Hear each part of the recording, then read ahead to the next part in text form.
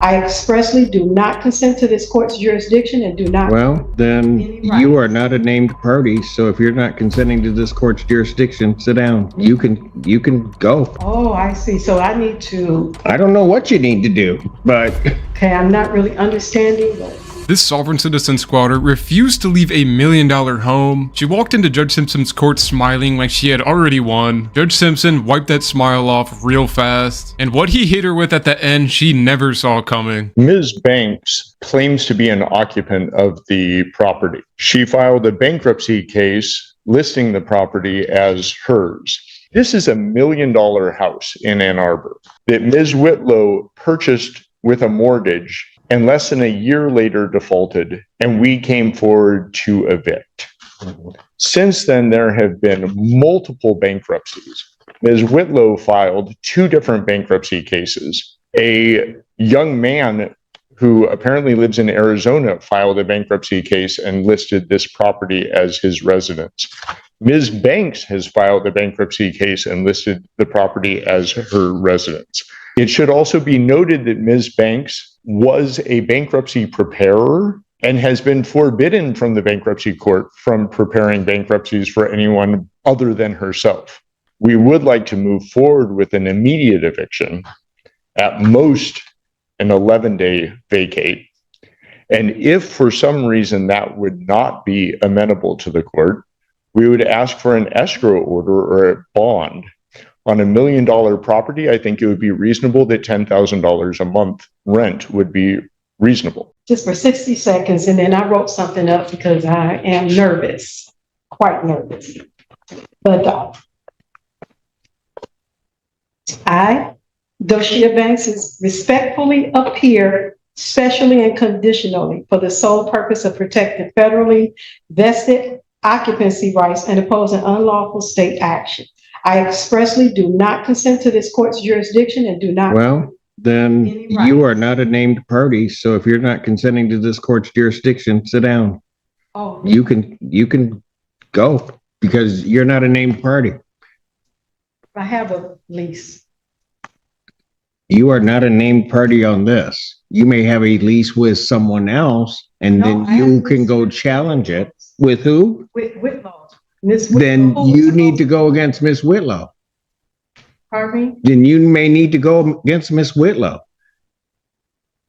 But if you're not consenting to the jurisdiction of this court, you might as well just sit down. You are not a named party. I do not have to hear from you.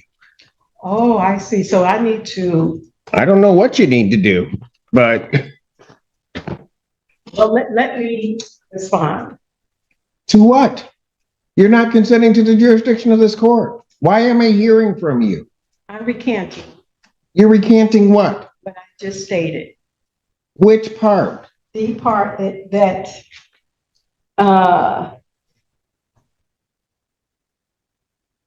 I stated that I'm not. Oh, I lost my spot. Not consenting to this court's jurisdiction. So I'm going to recant that So you are consenting to this court's jurisdiction? at this moment. Oh, Well, no, it doesn't work that way. You don't get to say, well, now it's okay, and then not later say no. okay. You know what? Here's the problem. You've not filed anything with this court. So I don't know why, on those grounds, why I'm hearing from you. Okay.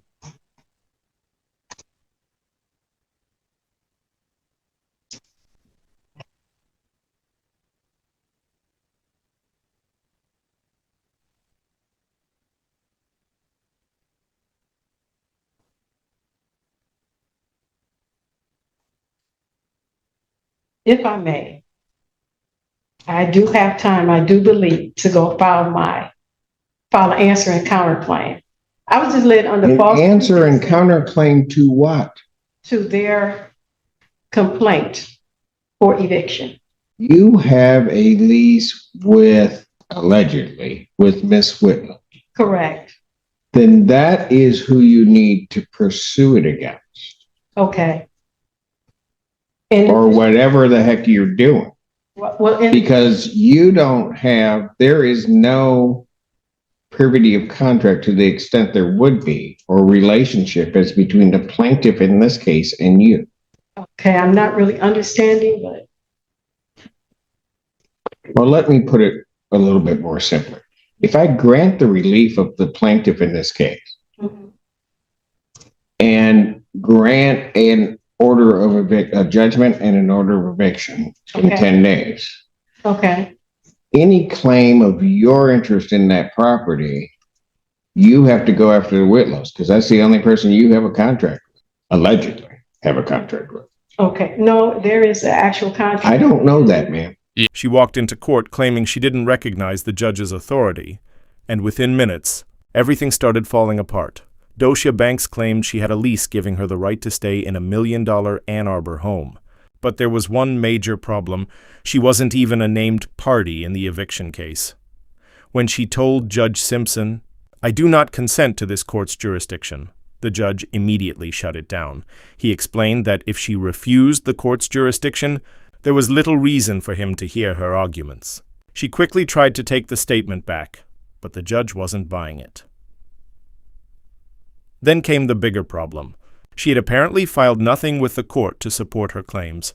The judge told her that if she truly had a contract, her dispute was with the alleged landlord, not the property owner seeking eviction. Then Judge Simpson delivered the final blow. He granted possession to the plaintiff and ordered the property vacated in 10 days. And if she wanted to appeal, the judge set the bond at a staggering $15,000 per month. She walked in confident. She walked out with a deadline.